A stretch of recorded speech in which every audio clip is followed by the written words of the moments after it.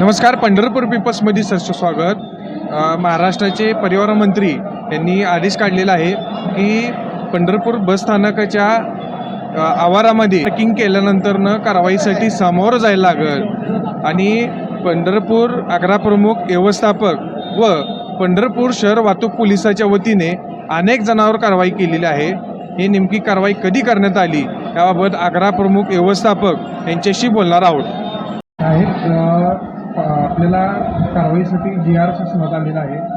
अवैधरित्या जे वाहतूक करतात त्या संदर्भात तुमच्यापाशी किती जणांवर तुम्ही कारवाई केलेली आहे? सध्या माननीय परिवहन मंत्री यांच्या निर्देशानुसार पोलीस व ST महामंडळाच्या संयुक्त पथकाद्वारे बसस्टँडमधील नो पार्किंग जी वाहनं आहेत 200 मीटर अंतरावर जी लावून अवैध प्रवास करतात अशा वाहनावर कारवाई करण्यासाठी दिनांक 5 जून ते 15 जूनपर्यंत असा मोहीम राबवण्याच्या वरून निर्देश आहेत. त्या अनुषंगाने शहर पोलीस ठाण्यातील जे वाहतूक पोलीस आहेत त्यांच्यासमवेत दिनांक 5 जून रोजी पंढरपूर बस स्थानकामध्ये 25 वाहनावर कारवाई केलेली आहे. प्रत्येक वाहनास सरासरी 500 रुपयेप्रमाणे नो पार्किंगचा दंड आकारलेला आहे. त्यानंतर 6 तारखेला 11 वाहनावर कारवाई केलेली आहे.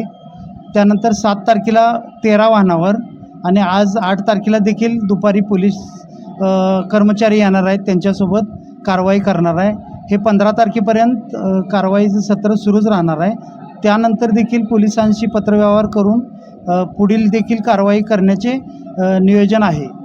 तरी सर्व अवैध प्रवासी वाहतूक करणाऱ्या वाहनावर इथून पुढं कारवाई होणार आहे. तरी मी त्यांना विनंती करतो की अवैधरित्या अशी वाहतूक करू नये व